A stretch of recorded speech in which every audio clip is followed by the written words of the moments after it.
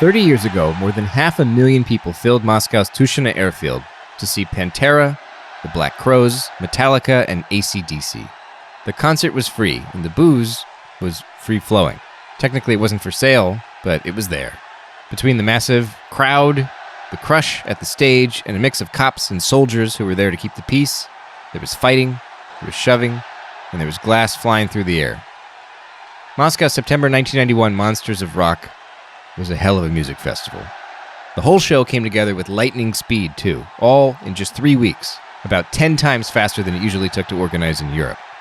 But this was the Soviet Union, and the West music industry wanted to celebrate the defeat of the August coup that nearly erased the apparent progress made under Perestroika. One of Meduza's own editors, a guy named Valery, was there, and he says the risk of being trampled reminded him of the 1896 Kadinka tragedy, when more than 1,200 people were stampeded to death during the festivities after the coronation of Nicholas II, Russia's last Tsar. Amazingly and miraculously, nobody died at Moscow's Monsters of Rock. But Valery didn't stay for AC/DC, which is a tragedy all its own. Welcome to The Naked Pravda.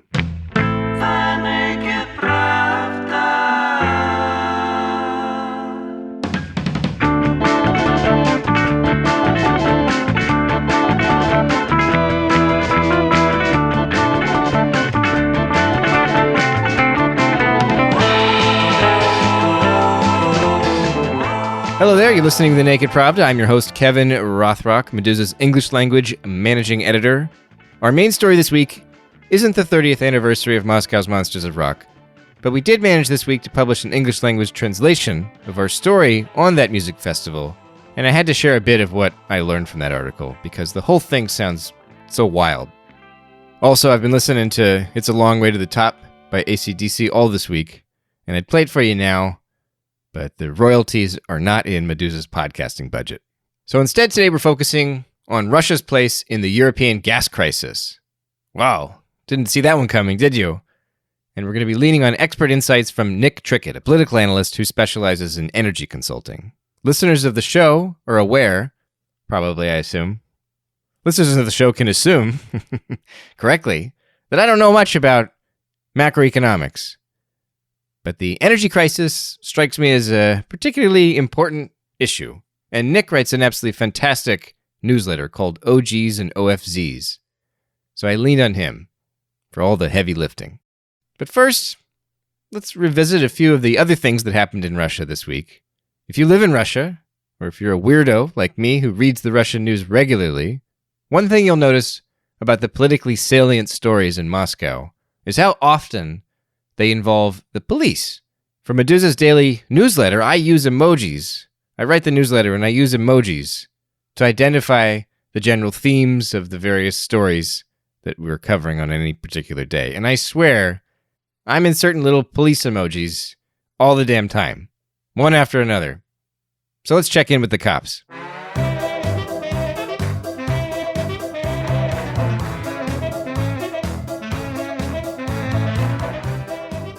A couple of years ago, there was a movie called Mr. Jones that was co-produced with money from Ukraine, Poland, and the UK about Gareth Jones, the Welsh journalist who was the first Westerner to report direct evidence of a famine in Soviet Ukraine in 1932 and 1933.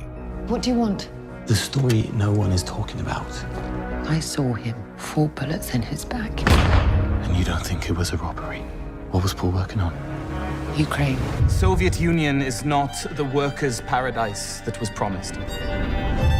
It is not the great experiment that you read about in the press. An English actor named James Norton plays the titular character. I confess that I don't know his work. He's a handsome guy.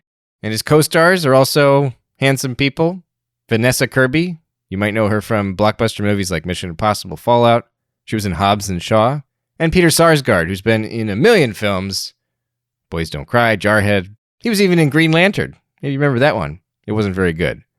I haven't seen Mr. Jones, but apparently it is good. It has an 86% on Rotten Tomatoes. And the critical consensus calls it flawed, yet fundamentally worthy. So that sounds good. In Ukrainian, by the way, the movie is actually titled The Price of Truth, which gives you a better sense of the existential themes present in the picture. Now, on October 14th, 2021, we're talking 2 years after the movie comes out, the human rights group Memorial decided to screen Mr. Jones at its Moscow office. But things didn't go quite as planned. Just after the movie started, several dozen young men in hoodies and masks broke into the screening room and interrupted the film. They assembled at the front and they chanted the slogan, "We don't forget and we don't forgive," and they also screamed the words "disgrace" and "fascist." Some people in the audience later told Medusa that they thought at first that they might be getting taken hostage by terrorists. And it's not all that hard to imagine why they maybe thought that. Now, I've looked around, and I haven't found any clear explanation for why these guys were yelling exactly this stuff, but I assume it's because they reject anything depicting the Soviet famine as a policy that specifically targeted Ukraine. And they associate this narrative with the Ukrainian nationalists who later collaborated with the Nazis, the fascists. At least that's what I think the logic is here. Okay? So these youngsters are standing around, they're hooting and hollering. So naturally, Memorial, they call the police. Now, the nearest police station is just around the corner, apparently. It's about a 5-minute walk from the office. The cops don't show up for 20 minutes, though, by which point all but 3 of the hooligans have managed to run away. Oh well, right? Not so bad. A small disruption, but now the group should be able to get back to its little movie, right? Yes? No. The police then proceeded to question everybody in attendance, forcing them to complete incident reports and explain how they themselves ended up at this film screening. Eventually, the organizers managed to turn the movie back on and finish showing it, but the cops didn't leave the building until around 2 a.m. They also refused to let anyone telephone Memorial's lawyer, and the attorney only managed to reach the group by literally crawling in through an unguarded open window. I haven't seen any pictures of that, but I imagine it was quite a sight. Now, after several hours of threatening to seize Memorial's computer equipment on the grounds that it might contain evidence related to the break-in, the officers reportedly got a mysterious phone call, and then they immediately softened up. Their disposition changed, an eyewitness told Medusa. It's unclear who these hooligans were, but the 3 men who ended up in police custody appear to have been released without any charges. Some at Memorial believe that the men were officers themselves, while Medusa reported that they're likely activists from youth groups affiliated either with the United Russia political party or perhaps Moscow Mayor Sergei Sobyanin's office. Both of these youth groups have a history of crashing events and protests, apparently in order to justify more aggressive police responses, which is what happened with the Mr. Jones screening. So that little incident didn't lead to any arrests, but since we're talking about the cops, there is a fraud investigation into former Deputy Education Minister Marina Rakova, and that led to another high-profile arrest on Tuesday, October 12th, the arrest of Sergei Zuyev, the rector of the Moscow School for the Social and Economic Sciences. This university is called Shininka, and he's supposedly wrapped up in Rakova's alleged scheme. Medusa learned that the entire case is apparently based on an examination prepared by the Russian Academy of Education that looks into state contracts that Rakova allegedly failed to fulfill. The thing about the Russian Academy of Education you need to understand is that it's run by a woman named Olga Vasilyeva, who happens to be Marina Rakova's former boss. And the two had a bit of a falling out, which means that there could be a little bit of a conflict of interest at play here. We don't know, but the cops have been happy to roll with the expertise that Vasilyeva's group has offered against Rakova, and now Zuyev's going to have to wait it out under house arrest. And his university says that they're apparently already looking for a temporary replacement. We'll see what happens with him. Alexei Nechayev, the head of the New People Party, which just joined the State Duma this week, actually defended him in remarks on the parliament floor, characterizing Zuyev as one of Russia's most distinguished public servants who truly loves education. Nice stuff, right? Friendly. Apparently they've known each other for more than a dozen years, so it should be interesting to see if Zuyev's friends in the legislature and Moscow's academia might be able to spare him a criminal conviction. Although he would probably be even better off if his friends were in the Moscow Police Department.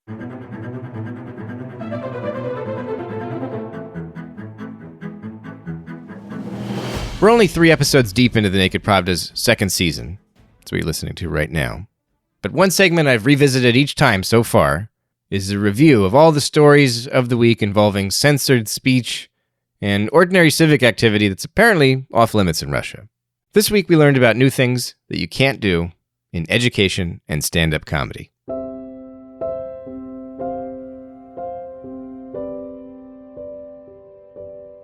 When my daughter was about 7 years old, she nearly broke my heart when she declared, "I will never have kids." I knew, of course, that it's probably for the best not to be overeager for children at such a young age, even if somebody does eventually decide to become a parent. I also knew that her apprehensions about motherhood might have something to do with the fact that I had just shown her medical footage on YouTube of a live vaginal birth. Amniotic fluid, blood, and the umbilical cord all splashing around all over the place. In retrospect, maybe it wasn't the best thing to show a small girl trying to wrap her head around how babies are born. I don't know. But I do know that talking to children about sex can be tricky, which is why work by people like Olga Shogoleva, until recently a biology teacher, is so useful. In addition to teaching at the St. Petersburg State Conservatory, Olga is also involved in multiple sex ed programs, including one that teaches parents how to talk to their kids about the birds and the bees, presumably without confusing metaphors about birds or bees. This week, Olga lost her job after some of the more prudish parents complained about her Instagram account, where she posts content about anatomy, sexuality, and, related themes. When the school's administrators asked her to censor her blog, first they wanted a few posts deleted, and then they wanted the entire account disabled, Olga refused, and then she was told that it would be best if she just quit. When some of Olga's students petitioned to keep her at the school, and other parents defended her, the principal actually asked her to stay, but Olga says that the administration still couldn't resolve the conflict with the more conservative parents, so she doesn't actually want the job back. Her Instagram page is now hidden to non-subscribers behind a privacy wall. Teaching kids about reproduction by day and Instagramming videos by night about contraceptives and sex toys, you can't do that. Я от всей души хочу принести свои искренние извинения.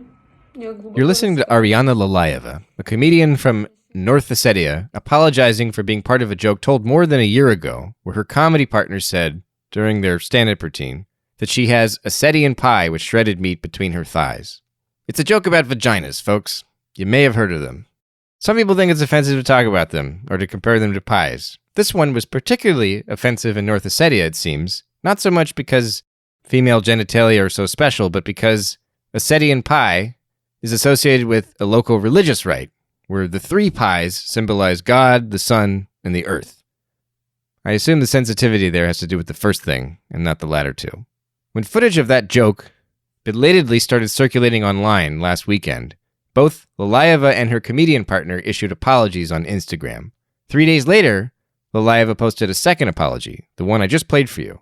This time she was in tears, and she indicated that someone had given her a serious talking to, and she said that she now understands the full scale of the tragedy and the level of colossal damage inflicted on everyone who saw the joke. She also revealed that she's lost her job and many of her friends, and she said she doesn't want to be an enemy of the people. Vaginas, pies, God. Don't joke about them in North Ossetia, guys. You can't do that.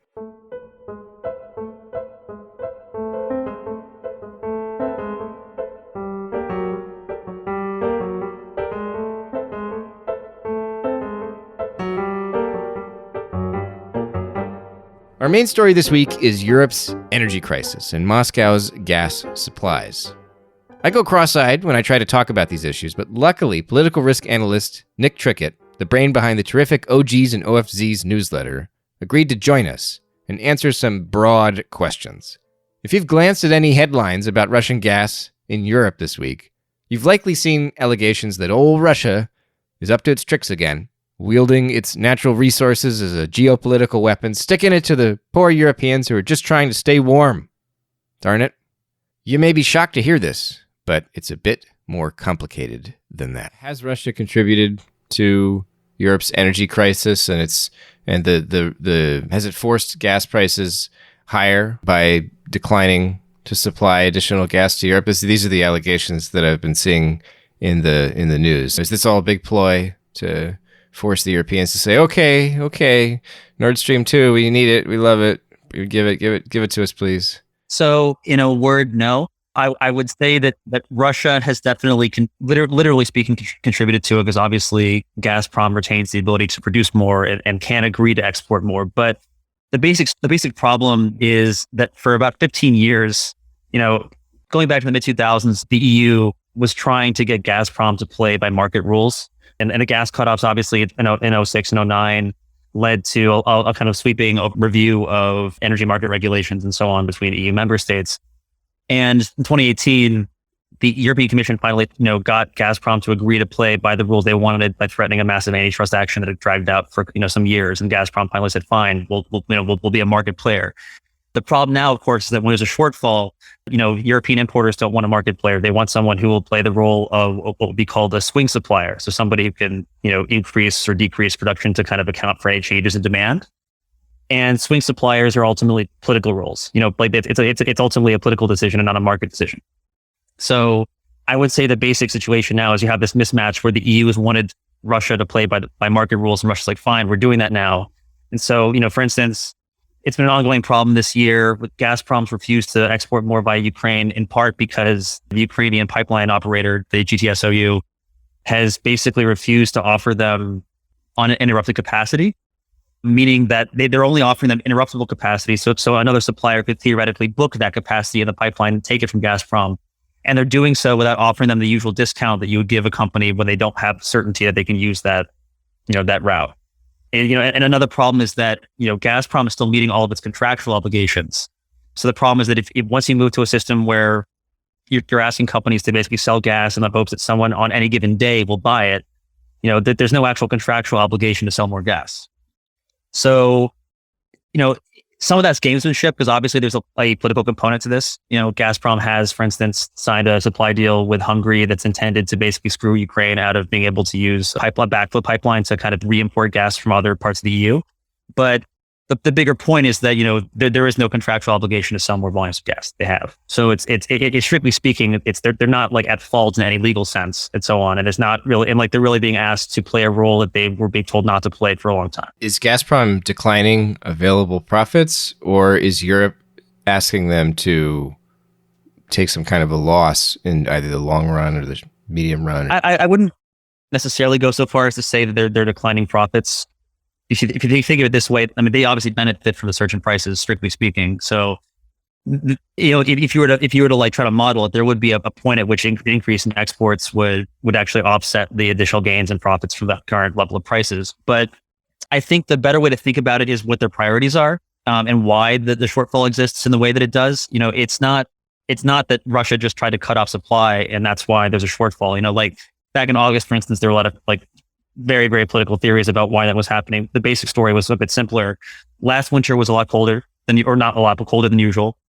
The summer was cooler than usual. So that means you have a lot less natural gas in storage across Europe, including in Russia.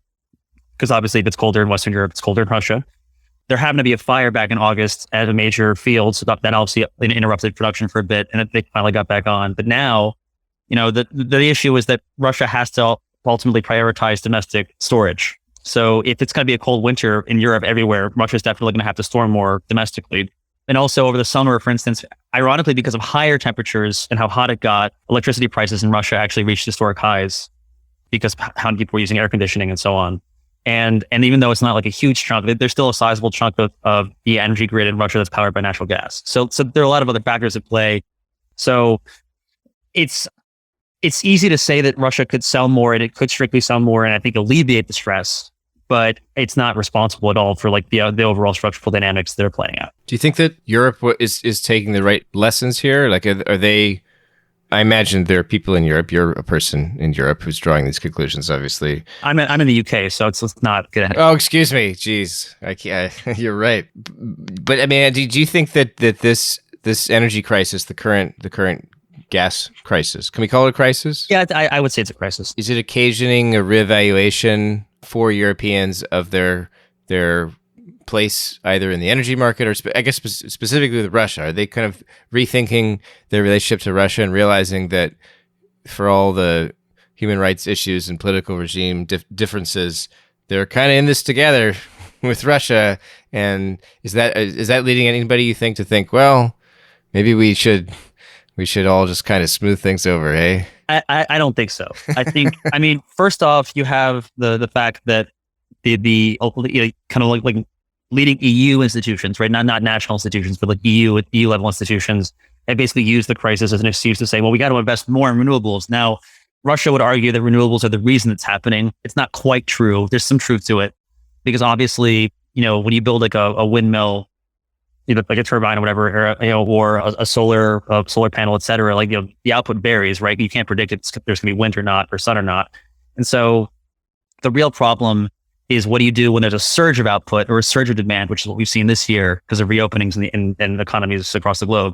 What I've seen more is actually just the reconsideration of nuclear, right? So France, for instance, is doubling down again on nuclear. You have the kind of coalition of Eastern European states that want nuclear power to replace coal, that now have an interest to work with France. Even that includes, unfortunately, Hungary and Poland. So that gets a bit complicated politically, but to work with France to try to convince Germany to build more nuclear again, because Germany decided to phase it out after Fukushima, stupidly, but they decided that.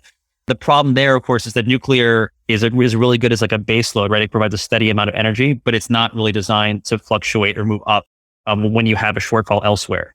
So it doesn't alone fix the problem. Like the UK, for instance, now has a plan to replace all fossil fuel energy with nuclear by 2035. Boris Johnson said it, so it's probably BS. But the larger point is, I do think that there's a reconsideration happening, but it's not let's keep buying Russian gas or sign more long-term contracts like Gazprom or the Kremlin would prefer. It's more like, how do we keep leading into what we're doing or pushing through what we're doing and find a way to make it work? Now, there's a lot of skepticism that it's possible, and there are a lot of problems with that approach, but I tend to be more optimistic that, maybe in the next couple of years will be rough, but by 2023, 2024, we'll probably start seeing some gains that we might not expect right now.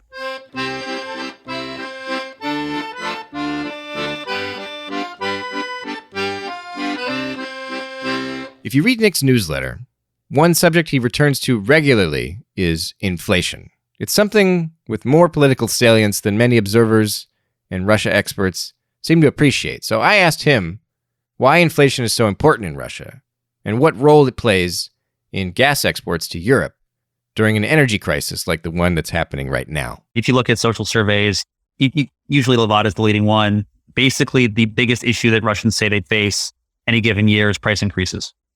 And I think a lot of it is also ultimately historical. It's like a memory of the 80s and 90s when inflation was very, very high. But basically, consumers are always worried about price stability in Russia because it's been relatively unstable for many of them for a long time, though it's obviously gotten more stable in recent years. The problem being, of course, that lower inflation in Russia correlates with no growth or stagnant growth. So as a result, you get this kind of weird situation where you would expect to see more inflation when growth increases because there's simply an expansion of activity. So prices are being bid up by people trying to get more resources to make things, buy things, whatever, consume things. But the system that they've kind of built economically is such that the second they kind of cross their inflation target threshold, which the central bank is set at 4%, there's a bit of panic about what to do. And so the default response is to try to find a way to quash inflation, which tends to destroy demand, which then destroys growth. So you have this kind of Ouroboros style cycle fighting inflation to create stability, but that stability then creates price instability because they're not investing enough into new production. Because, as we see from the case of natural gas, a supply bottleneck from like 5 years ago can create an inflationary effect way down the road where prices suddenly surge. How do higher gas prices and, like windfall earnings for Gazprom lead to domestic price increases in Russia? How does expensive gas that's presumably earning all this money for Gazprom, how does it end up hurting ordinary Russians? It doesn't necessarily have to increase inflation, but I think it's important to note that there's no plan at the present to kind of redistribute those windfall earnings amongst the people. So it's not like it's going to households in the form of payments or something. And at the same time, there's already existing plans to index electricity tariffs by 5% in the next couple of years, which is 1% above inflation, regardless of the context for incomes or what growth looks like. So they're basically trying to protect the profits of the power companies who they need to invest into the efficiency and new plants, whatever.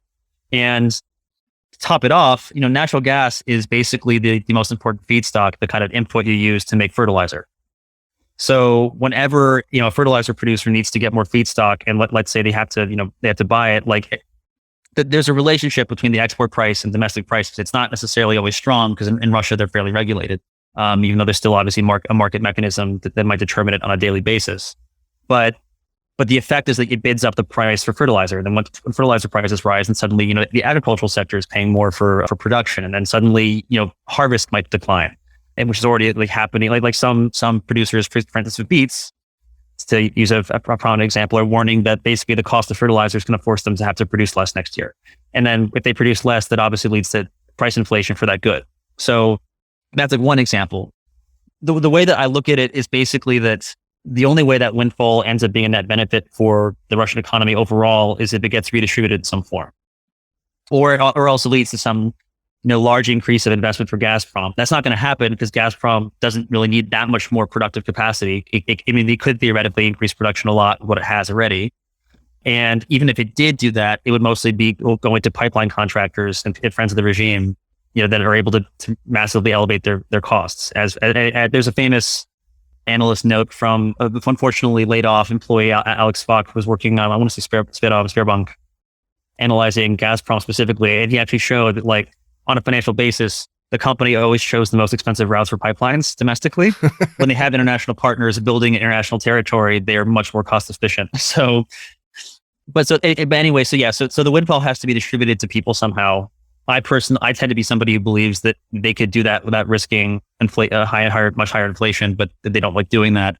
Or else it has to be transferred to industries that are making things. And the problem, of course, there is that if they simply give the money to like a manufacturer for cars or some consumer good, people have to be able to afford it to have that actually have a meaningful impact. So it's kind of a problem where the obsessive focus on let's build factories to make things and ideally sell them abroad kind of hits a dead end, because eventually people domestically have to consume the stuff. And so until they find a way to better redistribute these windfalls whenever they form from different sectors, that doesn't really go anywhere. And it's not just, like the energy sector. Like if you look at gross profits from corporations as a share of GDP based on like Rostat's, actual estimates, essentially the levels you see today amid, massive state intervention are as high as they were during the worst of the oligarchs in the 90s. And they were actually lower between 2000 and about 2011, when there had been appreciable gains for incomes and so on. And then when Putin comes back to power in 2012, they surge back up like another like 6 to 8% all of a sudden in a year.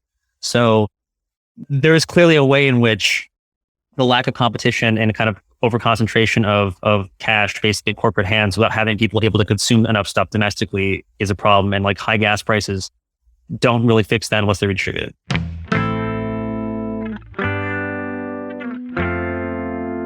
You've been listening to The Naked Pravda, an English language podcast from Meduza. On today's show, you heard about Russia's role in Europe's energy crisis from political risk analyst Nick Trickett, the author of the OGs and OFZs newsletter. The Naked Pravda is a podcast from Meduza. It's our only English language show. And I hope you recommend us to your friends and leave a review on Apple Podcasts or wherever you are tuning in to help put this program in front of more people. Also, if you value Meduza's reporting, either in English or Russian, please consider making a donation at support.meduza.io/en if you want the English text to help sustain our work. Recurring pledges help more, but we'll take whatever you can spare, naturally. Thank you for listening, and come back soon.